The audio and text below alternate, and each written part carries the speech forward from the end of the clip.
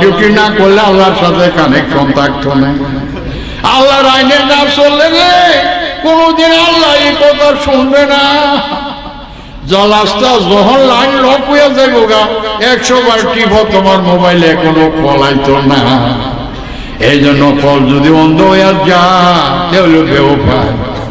এই কারণে আল্লাহর সাথে কানেকশন ঠিক রাখার জন্য রে বাজান আল্লাহর আইনের বিধানে চলতে হয়।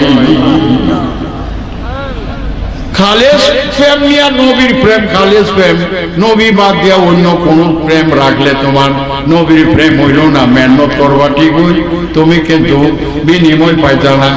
এই জন্য অলির দরবারও এই বছর থেকে নিষেধ করে দিছে, বাড়ির থেকে খায় আইসা মরবারে ভোগ যদি লাগে তোমার খানা বাড়ি থেকে লই আয়া বসে এন খাইব, পানির অভাব নাই। সোলা চাকরি হবে না, লাকি হবে না, পেরেশানি থাকবে না। গরু কিনুন লাগতো না, গরু ছাগল খাসিও কিনুন লাগতো না। কেরে এই অবস্থাটা হইল কেমনে? এই কারণে হয়েছে গরু লইয়া যা জব করে সোলার মধ্যে লাগিয়ে থাকে, এরপরে খানা লইয়া ঝগড়া করে।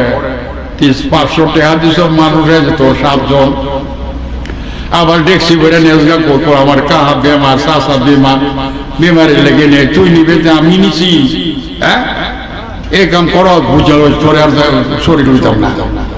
ঝগড়ায় 1 মাস 1.5 মাস বন্ধ থাকে, রাও করে না, তোর লগে আর উড়সু যাইতাম না।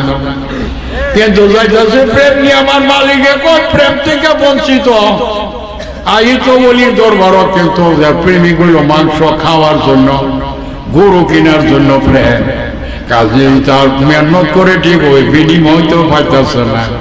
এখন তুমি 2 মাস আসছে, এখন খালিজ কইরা দেও রে, আর চুলা চাকরি নাই। তোমার যদি বেশি ভুক লাগে টিফিন গাড়িয়া 2টা খানা লই যাওগা, নাইলে 2টা চিরামুড়ি গামছার মধ্যে বান্ধা লইয়া যাইও গা। একটা রাত্রের ব্যাপার, সকালে যাইবা 3টা যাইব, বিকালে যাইবা 2টা খায় রওনা দাও। বিকালে বসবে 1টা রাত্র, গরু গেলাম সারা রাত্র থাকবে। ফজরের আজানের আগে মোনাজাতে হইবি। আবার বাড়িতে আইসা তো আবার কি করবা?